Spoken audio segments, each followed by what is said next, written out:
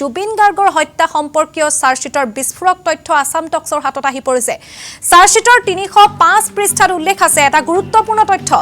জুবিনে ঘটনাৰ সময়ত পৰিধান কৰা পেণ্টত উদ্ধাৰ হৈছিল ৩টাকৈ টেবলেট। জুবিনে নিতৌ খোৱা ৩টা টেবলেট খোলা অৱস্থাত আছিল, কিন্তু জুবিন গাৰ্গে খোৱা নাছিল সেই টেবলেট কেইটা। ২৯২ পৃষ্ঠাৰ পৰা ২৯৪ পৃষ্ঠালৈ আছে জুবিন হত্যাৰ সমগ্ৰ পৰিকল্পনাৰ বিৱৰণ। প্ৰবাসী অসমীয়া অভিমন্যু তালুকদাৰৰ ভাষ্যত আছে বিস্ফোৰক তথ্য।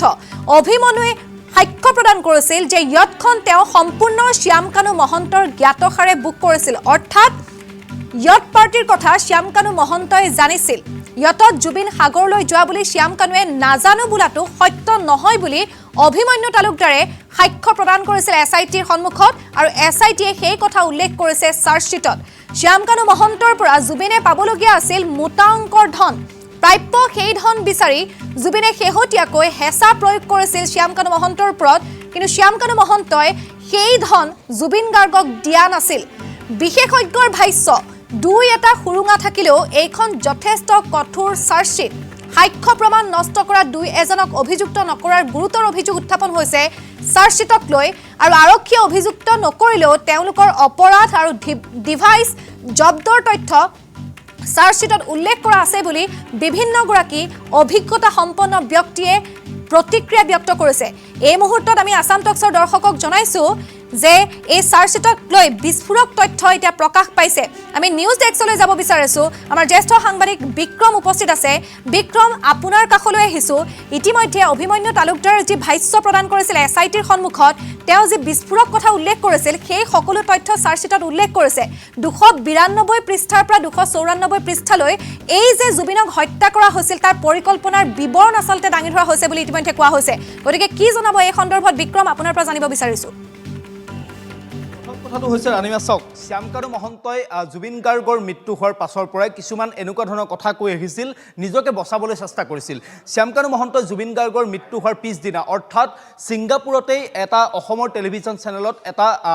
তেওঁ বাইট দিছিল, তেওঁ মন্তব্য প্ৰদান কৰিছিল। সেই বাইটটোত তেওঁ স্পষ্টকৈ কৈছিল যে জুবিন গাৰ্গ যে সাগৰলৈ গৈছিল সেই কথা তেওঁ জনা নাছিল। তেওঁ যে ইয়টখন যে কোনোবাই বুক কৰিছিল, প্ৰবাসী অসমীয়াই বুক কৰিছিল, সেই কথা শ্যামকানু মহন্তই নাজানো বুলি কৈছিল। কিন্তু কথাটো হ'ল এই মুহূৰ্তত চাৰ্জশ্বিটে পোহৰলৈ আনিছে প্ৰবাসী অসমীয়াই SITৰ সন্মুখত যি স্বীকাৰোক্তি দিলে, আৰু তাৰ পাছত সেই কথা চাৰ্জশ্বিটত উল্লেখ কৰা হৈছে। আসাম টক্সৰ হাতত সেই তথ্য ইতিমধ্যে পৰিছে যে অতি বিস্ফোৰক তথ্য আছে যে শ্যামকানু মহন্তই সকলোখিনি কথা জানিছিল। শ্যামকানু মহন্তই আয়োজন কৰা নৰ্থ ইষ্ট ফেষ্টিভেললৈ জুবিন গাৰ্গ গৈছিল। নৰ্থ ইষ্ট ফেষ্টিভেললৈ জুবিন গাৰ্গে গীত পৰিৱেশন কৰিবলৈ গৈছিল, আৰু নৰ্থ ইষ্ট ফেষ্টিভেললৈ গীত পৰিৱেশন কৰিবলৈ যোৱা জুবিন গাৰ্গৰ বাবে ইয়ট বুক কৰা হৈছিল। এই কথাখিনি শ্যামকানু মহন্তই জানিছিল। সিদিনা যেতিয়া ইয়টখন বুক কৰা হৈছিল সেই কথাখিনি ছিংগাপুৰৰ প্ৰবাসী অসমীয়াই শ্যামকানু মহন্তক জনাইছিল, অৰ্থাৎ শ্যামকানু মহন্তৰ জ্ঞাতেই ছিংগাপুৰৰ প্ৰবাসী অসমীয়াই ইয়ট পাৰ্টি আয়োজন কৰিছিল বা ইয়টখন বুক কৰিছিল, আৰু জুবিন গাৰ্গক সাগৰৰ পাৰলৈ লৈ গৈছিল। গতিকে শ্যামকানু মহন্তই বাৰে বাৰে এই গোকাত মিছা কথা কৈ আহিছিল। এইকাৰণে কৈ আহিছিল যে শ্যামকানু মহন্তই নিজক বচাব বিচাৰিছিল। জুবিন গাৰ্গৰ মৃত্যুৰ পাছতেই শ্যামকানু মহন্তই নিজক বচাব বিচাৰিছিল, আৰু সেইবাবে বাৰে বাৰে কৈ আহিছিল যে শ্যামকানু মহন্তই ইয়ট পাৰ্টিৰ কথা নাজানে। দ্বিতীয়টো ভয়ংকৰ অভিযোগ, আপুনি চাব, জুবিন গাৰ্গৰ চাৰ্জশ্বিটৰ কেতিয়া যেতিয়া আহিছিল তেতিয়া মুখ্যমন্ত্ৰী হিমন্ত বিশ্ব শৰ্মাই এটা কথা বাৰে বাৰে সংবাদ মাধ্যমৰ সন্মুখত উল্লেখ কৰিছিল। সেই কথাটো হ'ল যে কিছু আৰ্থিক লেনদেনৰ কথা থাকিব পাৰে, প্ৰতাৰণাৰ কথা থাকিব পাৰে, প্ৰবঞ্চনাৰ কথা থাকিব পাৰে, আৰু সেয়াই এই মুহূৰ্তত সত্য প্ৰমাণিত হৈছে। SITৰ চাৰ্জশ্বিট এই মুহূৰ্তত আসাম টক্সৰ হাতত পৰিছে কেইবাটাও পৃষ্ঠা, আৰু প্ৰতিটো পৃষ্ঠাত এই মুহূৰ্তত বিস্ফোৰক তথ্য। শ্যামকানু মহন্তৰ বিৰুদ্ধে বিস্ফোৰক তথ্য আছে। বিস্ফোৰক তথ্যটো হৈছে শ্যামকানু মহন্তই যথেষ্ট পৰিমাণৰ ধন দিবলৈ আছিল জুবিন গাৰ্গক। কেনেকুৱা ধৰণে ধন দিবলৈ আছিল আমি সেই কথা নাজানো, কিন্তু কথাটো হ'ল যে শ্যামকানু মহন্তই যথেষ্ট পৰিমাণৰ ধনৰাশি জুবিন গাৰ্গক দিবলৈ আছিল, আৰু মৃত্যুৰ পূৰ্বে শেহতীয়াকৈ জুবিন গাৰ্গে সেই ধনৰাশি, প্ৰাপ্য যি ধনৰাশি শ্যামকানু মহন্তৰ পৰা পাবলগীয়া আছিল, সেই ধনৰাশি শ্যামকানু মহন্তক বিচাৰিছিল। জুবিন গাৰ্গে হেঁচা দিছিল যে তেওঁক টকাখিনি ঘূৰাই দিব লাগে, কিন্তু হেঁচা দিয়াৰ পাছতো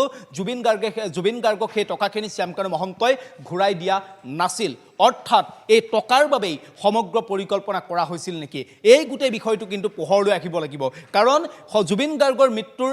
আঁৰত তো অৰ্থনৈতিক লেনদেনৰ এটা কথাই জড়িত থকাৰ বাৰে বাৰে অভিযোগ উত্থাপিত হৈ আহিছিল বা SITয়ে যি ধৰণে তদন্ত কৰিছিল সেই কথাখিনি বুজিব পৰা গৈছিল প্ৰথমতে সিদ্ধাৰ্থ শৰ্মাৰ ওপৰত সন্দেহ কৰা হৈছিল অৰ্থনৈতিক প্ৰবঞ্চনা এনেকুৱা ধৰণৰ কথাবোৰ আহিছিল আৰু এতিয়া SITৰ চাৰ্জশ্বিটে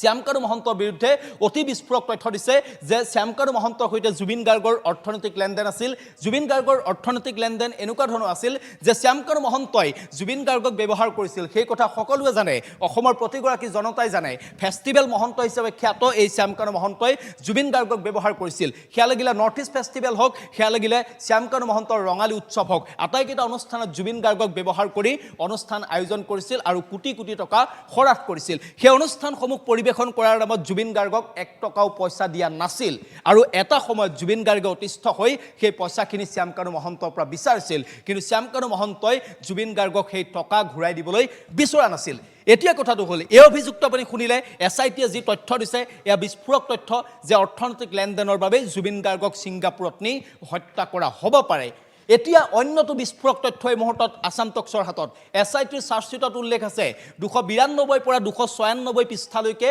এই তথ্য উল্লেখ আছে যে জুবিন গাৰ্গৰ মৃত্যুৰ সময়ছোৱাত পৰিধান কৰি থকা যিটো পেণ্ট অৰ্থাৎ ছিংগাপুৰত পৰিধান কৰি থকা যিটো পেণ্ট আছিল সেই পেণ্টটো SITয়ে উদ্ধাৰ কৰিছিল আৰু সেই পেণ্টটোৰ পকেটৰ পৰা উদ্ধাৰ কৰা হৈছে 3টাকৈ টেবলেট জুবিন গাৰ্গে নিতৌ খোৱা 3টা টেবলেট চিকিৎসকে দিয়া 3টা টেবলেট উদ্ধাৰ কৰা হৈছে টেবলেট কেইটা কি অৱস্থাত উদ্ধাৰ কৰা হৈছে টেবলেট কেইটা পেকেটৰ ভিতৰৰ পৰা খুলি থোৱা অৱস্থাত উদ্ধাৰ কৰা হৈছে অৰ্থাৎ জুবিন গাৰ্গে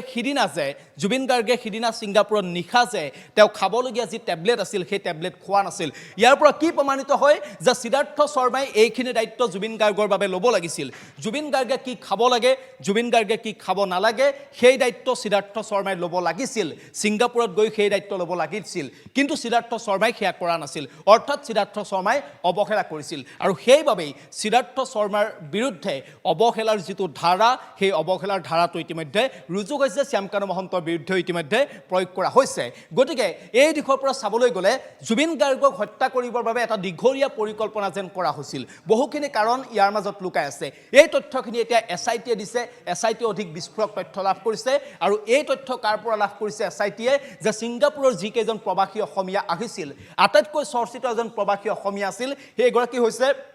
ছিংগাপুৰ আসাম এছ'চিয়েশ্যনৰ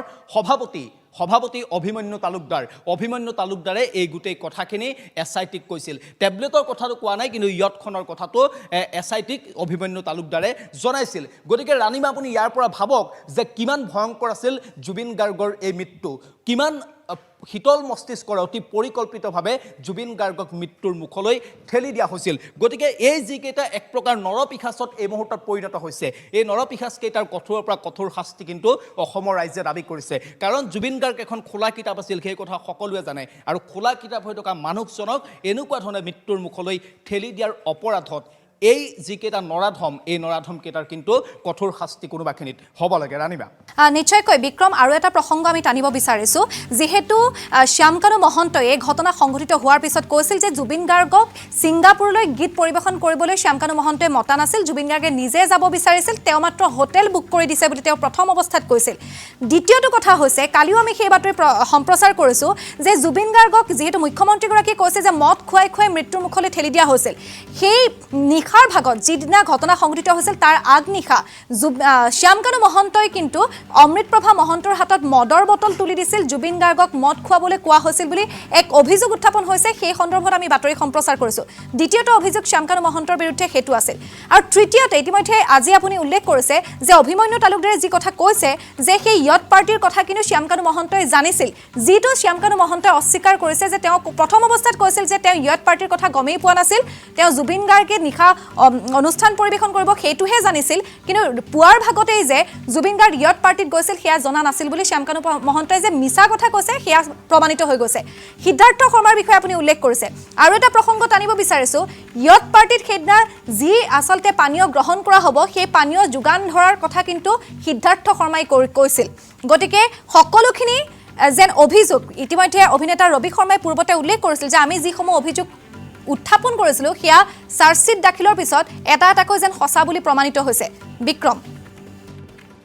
ৰাণীমা গুৰুত্বপূৰ্ণ প্ৰশ্ন এই কথাখিনি আমি পূৰ্বৰে পৰা কৈ আহিছিলোঁ এই কথাখিনি অসমৰ ৰাইজে পূৰ্বৰে পৰা কৈ আহিছিল আৰু এই কথাখিনি এছআইটিৰ চাৰ্জশ্বীটে এই মুহূৰ্তত স্পষ্ট কৰিছে মুখ্যমন্ত্ৰী হিমন্ত বিশ্ব শৰ্মাই বাৰে বাৰে কৈ আহিছিল যে জুবিন গাৰ্গক মদাপি সজাবলৈ চেষ্টা কৰা হৈছিল জুবিন গাৰ্গক মদ খুৱাই মানসিক সন্তুলন জুবিন গাৰ্গৰ হেৰুৱাই দিবলৈ চেষ্টা কৰা হৈছিল আৰু এই কাম কোনে কৰিছিল এই কাম কৰিছিল শ্যামকানু মহন্তই এই কাম কৰিছিল সিদ্ধাৰ্থ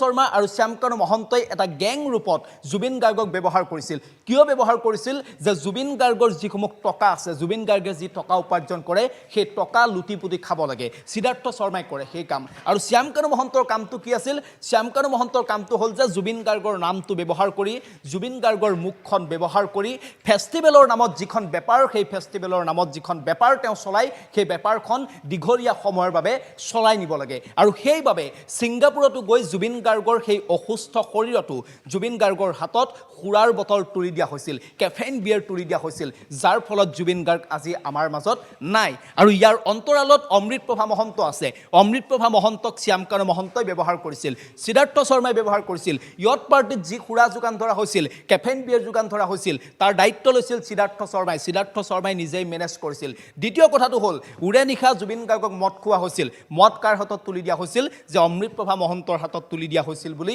অভিযোগ ইতিমধ্যে উত্থাপিত হৈছে আৰু এই গোটেই কথাখিনি এছআইটিৰ তদন্তত ইতিমধ্যে প্ৰমাণিত হৈছে গতিকে কথা এটাই ৰাণীমা এই মুহূৰ্তত যে এই চাৰিটা শেখৰজ্যোতি গোস্বামী